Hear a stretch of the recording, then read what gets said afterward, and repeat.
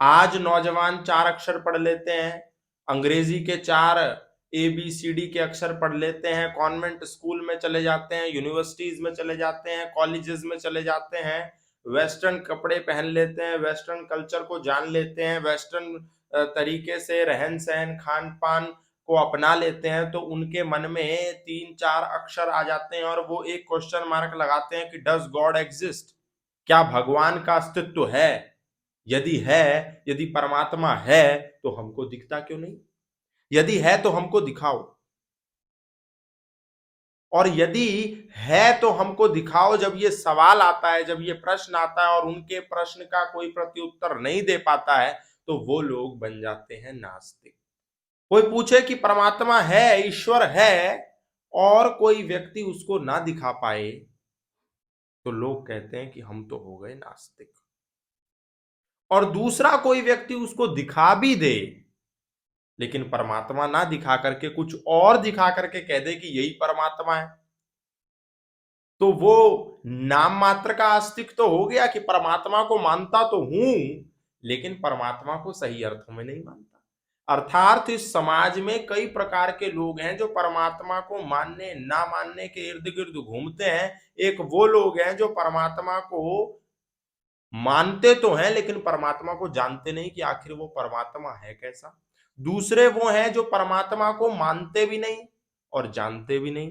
तीसरे वो हैं जो परमात्मा को जानते हैं पर परमात्मा की नहीं मानते। इस प्रकार की एक पूरी की पूरी श्रृंखला है कि परमात्मा को जानने मानने वालों की, लेकिन उससे भी बड़ी एक बहुत बड़ी श्रृंखला है जो कहती है कि हम परमात्मा में विश्वास नहीं करते, यदि परमात्मा है तो हमको दिखाओ, यदि परमात्मा है तो हमको दिखाओ, और जब तक तुम दिखाने में समर्थ नहीं हो जाओगे तब तक हम मानने वाले नहीं हैं।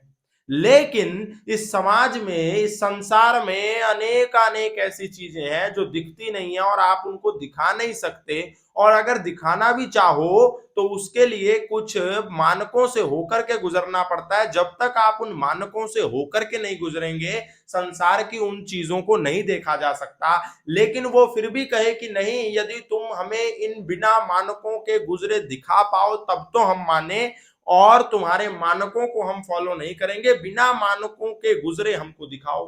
तो उनसे बड़ा बेवकूफ कौन? जैसे उदाहरण के लिए कोई चीज आपसे अत्यंत दूर हो तो उसको आप अपनी आंखों से प्रत्यक्ष नहीं देख सकते, और देखना यदि चाहो तो उसके नजदीक जाना होगा। उदाहरण के लिए अमेरिका हमसे बहुत दूर है, जापान हमसे बहुत दूर है, कनाडा हमसे बहुत दूर है, रशिया हमसे बहुत दूर है, यूक्रेन हमसे बहुत दूर है। हमने इन देशों के नामों को सुना, पढ़ा, जाना, इधर उधर लोकल बोलचाल में स्मरण किया, श्रवण किया, लेकिन हमने अमेरिका नहीं देखा, हमने कनाडा नहीं देखा, हमने ऑस्ट्रेलिया नहीं देखा, हमने जापान नहीं देखा। और हम इस बात पर अडिग हो गए, हम इस बात पर अड़ गए कि हमने अमेरिका नहीं देखा तो अमेरिका का कोई अस्तित्व नहीं है। तो हमसे बड़ा बेवकूफ कौन होगा?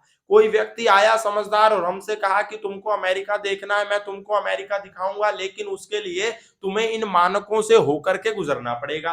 वो मानक क्या है? पहले तुम्हें भारत सरकार से पासपोर्ट के लिए अप्लाई करना पड़ेगा, उसके बाद तुम्हें अमेरिका से वीजा के लिए अप्लाई करना पड़ेगा, उसके बाद तुम्हें एक टिकट कटवाना पड़ेगा, फिर हवाई अड्डे से हवाई जहाज में बैठ करके वहां उतरना पड़ेगा, तब तुमको मैं दिखाऊंगा कि अमेरिका का अस्तित्व है। लेकिन अब वो मूर्ख आदमी कहे कि नहीं, ना तो मुझे पासपोर्ट अप्लाई करना, ना मुझको वीजा अप्लाई करना, ना मुझे टिकट लेनी, ना मुझे हवाई जहाज में बैठना, मुझे तो यहीं ला करके दिखाओ तो मैं मानू अमेरिका है। अब ऐसे व्यक्ति को आप क्या कहोगे? मूर्ख ही कहोगे ना। तो बहुत सी ऐसी चीजें हैं जो हमको दिखती नहीं है किंतु वो होती हैं। जैसे अत्यंत दूरी के कारण हमको देश नहीं नजर आते, पतंग हमसे अत्यंत दूर हो जाए लेकिन उसकी डोर हमारे हाथ में होती है, लेकिन पतंग हमको नहीं दिखती। तो क्या पतंग का अस्तित्व नहीं है? पतंग का अस्तित्व है, किंतु वो हमारी नजरों से ओझल हो गई है क्योंकि वो अत्यंत दूर हो गई है। दूरी के कारण बहुत सी चीजें हमको दिखती नहीं है किंतु उनका अस्तित्व होता है। एक बात। दूसरी बात, बहुत सी ऐसी चीजें होती हैं जो हमें नेत्रों के द्वारा प्रत्यक्ष नहीं होती किंतु उनका अस्तित्व होता है। उन चीजों का प्रत्यक्ष करने के लिए हमें अन्य इंद्रियों से उनका प्रत्यक्ष करना होता है। वो ठोस रूप में हमको अपनी आंखों से नजर नहीं आएंगी। जैसे सर्दी हमको नजर नहीं आती, पर उन सर्दी को, उस गर्मी को हम अनुभव कर सकते हैं, अनुभूत कर सकते हैं। सर्दी का मौसम आएगा तो त्वचा के माध्यम से हमको सर्दी का अनुभव होगा। गर्मी अत्यंत पड़ेगी तो हमको गर्मी का भी अनुभव होगा। अब कोई कहे कि हमको सर्दी ठोस पदार्थ में दिखाओ, जैसे हमको ये पेड़ नजर आ रहा है, जैसे हमको ये खलियान नजर आ रहे हैं, जैसे हमको ये मनुष्य नजर आ रहा है, जैसे हमको ये जानवर नजर आ रहा है, ऐसे हमको सर्दी भी दिखाओ तब मैं मानूं सर्दी है, और यदि तुम ना दिखा पाओ तब मैं ना मानूं कि सर्दी नहीं है। तो उससे बड़ा बेवकूफ कौन होगा। तो सर्दी, गर्मी, भूख, प्यास, इनका अस्तित्व होता है किंतु आंखों से नहीं देखा जा सकता। यदि सर्दी को देखना है तो त्वचा के माध्यम से, यदि शब्द को देखना है तो श्रोत्र के माध्यम से, कानों के माध्यम से शब्द का प्रत्यक्ष किया जाता है। आंखों से हम शब्द का प्रत्यक्ष नहीं कर सकते।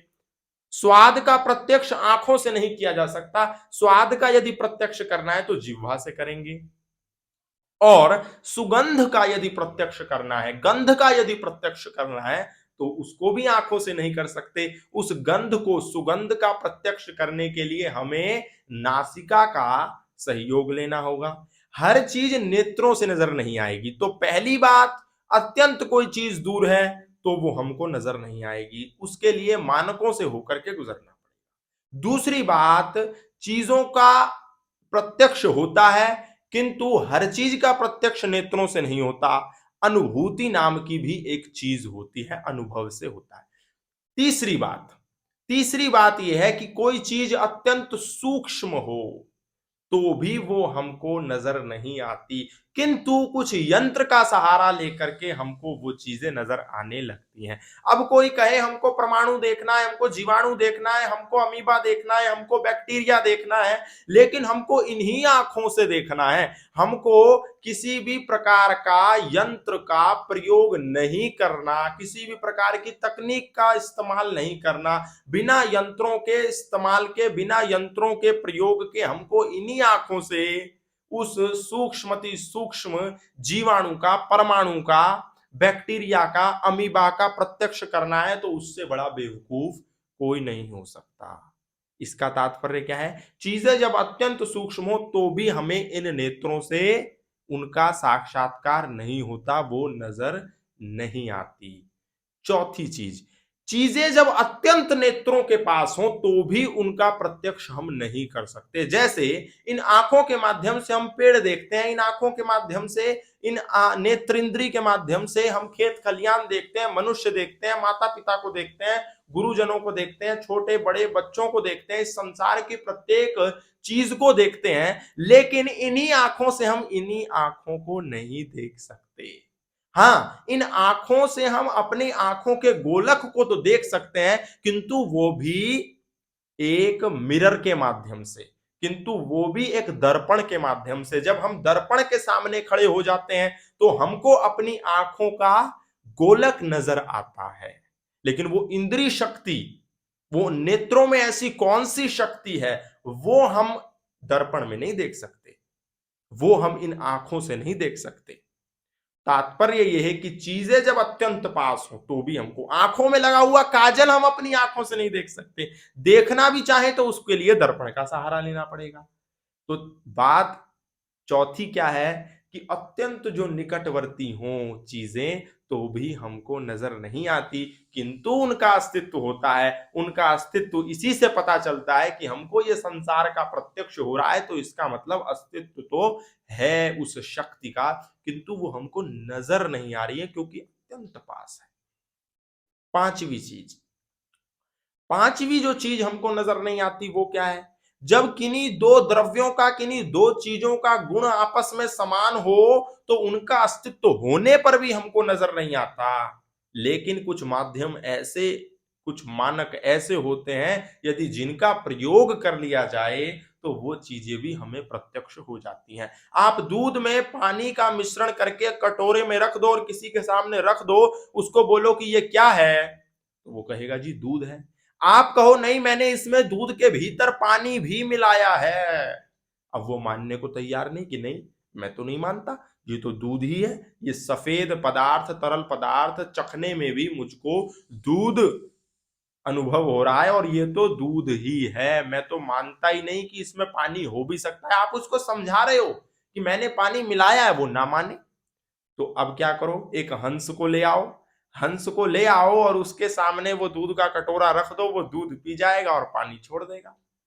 आपको पता चल जाएगा कि वास्तव में उसमें दूध था, किंतु हमें अपनी नेत्रों से उसका साक्षात्कार नहीं हो पा रहा था। आप उस दूध को पतीले में डाल करके अग्नि पे रख दो और ऊपर कुछ ऐसा रख दो, थाली रख दो या कोई अन्य कोई ऐसा बर्तन रख दो कि जिससे वाष्प बने और वाष्प बनने के बाद पानी उसके ऊपर आ जाए, तो भी आपको पता चल जाएगा। लेकिन इस प्रक्रिया के बिना इन नेत्रों से आप दूध और पानी को भिन्न भिन्न नहीं देख सकते यदि उनको मिश्रित कर दिया गया है तो पांचवी चीज, जब दो चीजों का गुण समान होता है तो भी हमको साक्षात्कार इन आंखों से नहीं होता, किंतु उनका अस्तित्व तो होता ही है। छठी चीज, जब हमारे आंखों के सामने किसी प्रकार का पर्दा पड़ गया हो या किसी द्रव्य पर किसी अन्य चीज का पर्दा पड़ गया हो, आवरण आ गया हो, मल आ गया हो, तो भी हमको उस चीज का प्रत्यक्ष नहीं होता, उस चीज का साक्षात्कार नहीं होता। जैसे पानी के एक तालाब पर काई जम गई है और हरा हरा हरा हरा ऊपर बहुत मोटी परत जम गई है और कोई अनभिज्ञ व्यक्ति आए जिसको ना काई का पता ना पानी का पता, और उसको उस तालाब के पास ला करके खड़ा कर दो और बोलो कि ये क्या तुमको नजर आता है, तो वो कहेगा मुझे हरा हरा मैदान नजर आता है। अब आप उसको लाख समझाओ कि नहीं भैया ये पानी का दलदल है, ये काई है, इसके नीचे पानी भी है, तो वो आपकी बात को मानने को किसी भी कीमत पर तैयार नहीं होगा। किंतु जब आप उस पानी के ऊपर से उस काई नाम का मल हटा देंगे, काई नाम का पर्दा हटा देंगे, काई नाम का आवरण हटा देंगे, तो जल का साक्षात्कार हो जाएगा। आप किसी को कहो कि इस दीवार के पीछे कोई व्यक्ति खड़ा है, क्योंकि आप अनुभव कर रहे हो, आपको आवाज आ रही है, आपको किसी ना किसी माध्यम से इस बात की अनुभूति हो रही है इस दीवार के पीछे कोई है, लेकिन अब वो मानने को ही तैयार नहीं। तो क्या है, दीवार के पर्दा आ जाने से, दीवार का आवरण आ जाने से हमको चीज का साक्षात्कार नहीं हो रहा है। धूल का कण शीशे पे आ जाने से हमें शीशे का साक्षात्कार नहीं हो रहा है और उसमें अपना ही प्रतिबिंब नजर नहीं आ रहा है। किंतु क्या धूल के शीशे पर आ जाने से, धूल के दर्पण पे आ जाने से दर्पण का अस्तित्व खत्म हो जाता है? नहीं।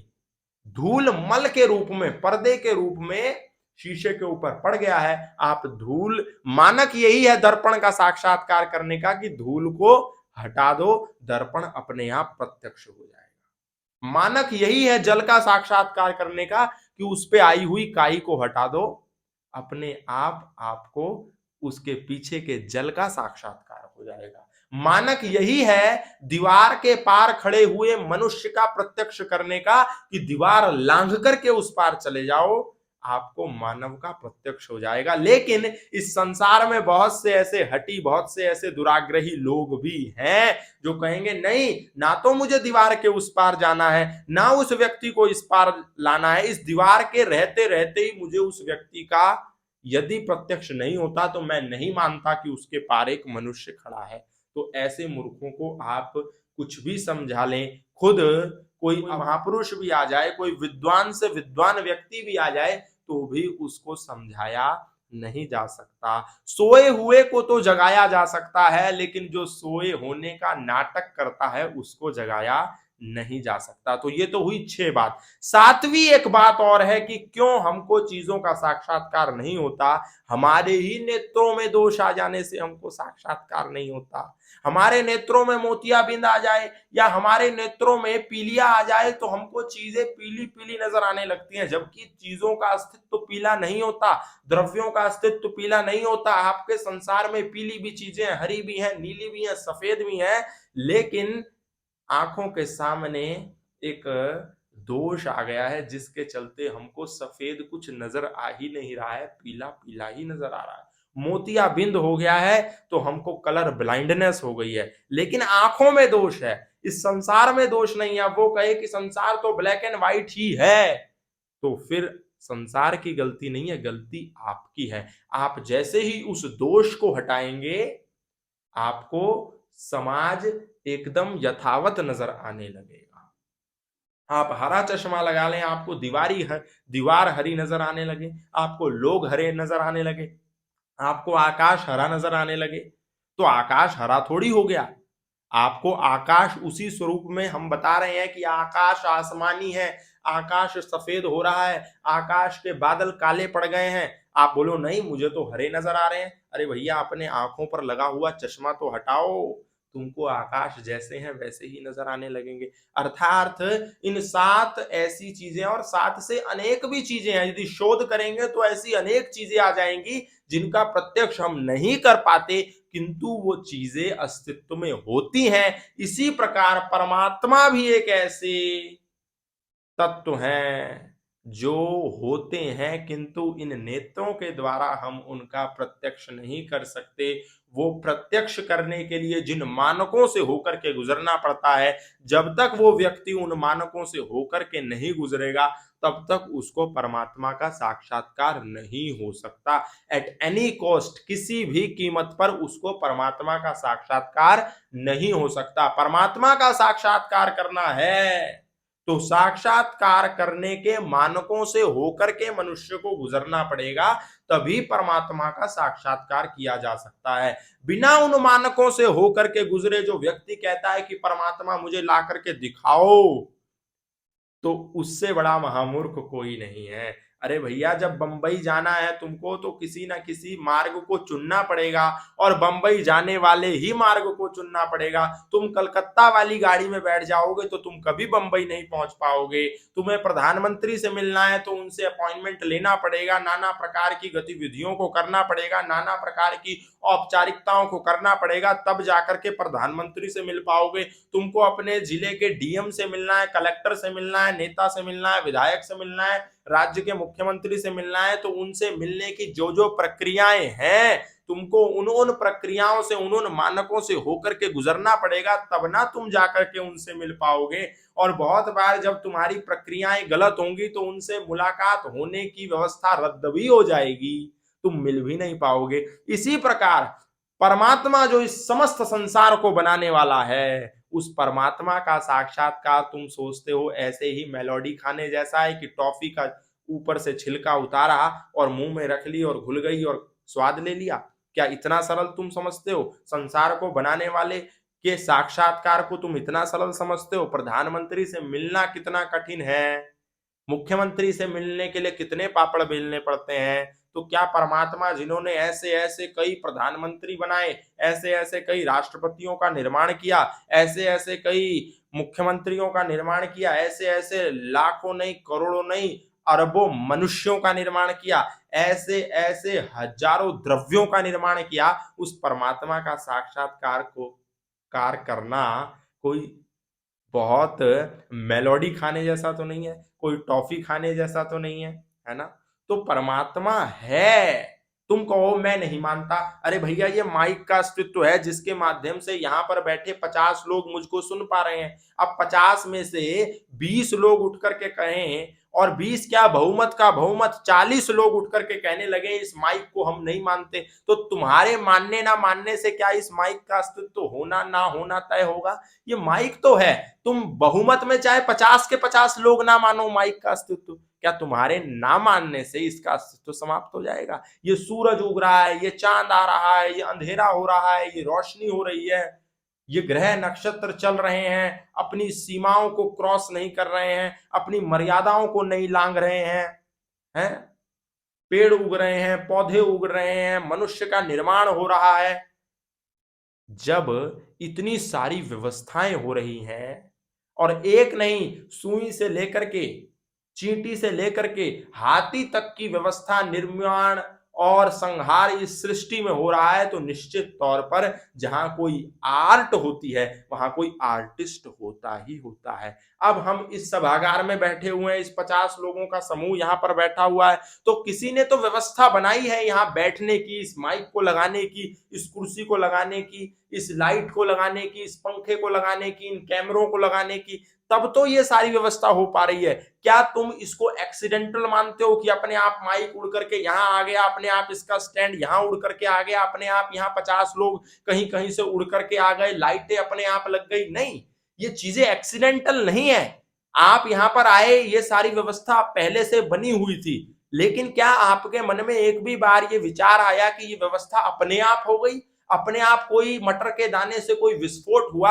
और ये सारी व्यवस्था बन गई? कहीं लाइट लग गई, कहीं कैमरा लग गया, कहीं माइक लग गया, कहीं ये कुर्सी लग गई, कहीं ये दरियां बिछ गई? क्या आपके मन में एक भी बार ये विचार आया? नहीं, आपके मन में ये विचार आया कि हमारे आने से पूर्व यहाँ के कुछ व्यवस्थापकों ने इस व्यवस्था को बनाया और व्यवस्था को बनाया ही होगा, अपने आप ये दरियां नहीं बिछी होंगी। इसी प्रकार तुमने परमात्मा को बनाते हुए नहीं देखा, लेकिन तुम इस क्रिया को देख रहे हो, तुम इस प्रक्रिया को देख रहे हो, तो निश्चित रूप से इस आर्ट के पीछे, इस मैनेजमेंट के पीछे एक मैनेजर कार्य कर रहा है, जो तुमको भले ही आंखों से नजर नहीं आता, किंतु उसके साक्षात्कार करने की एक प्रक्रिया है। यदि तुम उस प्रक्रिया को फॉलो कर लो, यदि तुम मल विक्षेप और आवरण जो तुम्हारे नजरों के सामने, तुम्हारे व्यक्तित्व के सामने आ गया है, उसको ज्ञान, कर्म और उपासना के द्वारा हटा दो, तो तुमको परमात्मा का साक्षात्कार हो जाएगा।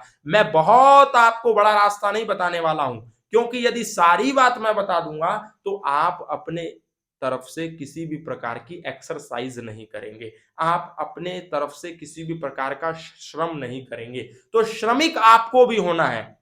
जब हमको कोई चीज चाहिए होती है तो हम फटाफट उस चीज को प्राप्त करने के लिए लग जाते हैं, तो आपको पिपासु बनना होगा। इसलिए ये कोई बहुत सरल विषय नहीं है, परमात्मा को जानना है तो सबसे पहले आज ही सत्यार्थ प्रकाश में जो महर्षि दयानंद ने ईश्वर से लेकर के प्रकृति, जीव, ये संसार, ये निर्माण, ये विद्या, इन तमाम विषयों के बारे में लिखा और पहले ही समुल्लास में ईश्वर विषय के बारे में लिख दिया, तो आप सत्यार्थ प्रकाश को पढ़ें, श्रम करें और परमात्मा को जाने। मैं उससे अधिक आपको बताऊंगा नहीं, इतना जरूर बताऊंगा कि परमात्मा को ज्ञान, कर्म और उपासना के द्वारा, मल विक्षेप और आवरण को हटा देने के द्वारा साक्षात्कार किया जा सकता है। लेकिन ये कोई 10 मिनट का विषय नहीं है, कोई 20 मिनट का विषय नहीं है, कोई 25 मिनट का विषय नहीं है कि एक प्रवचन में आप लोगों के मन में फिट हो जाए और कल ही आपको परमात्मा के साक्षात्कार हो जाए।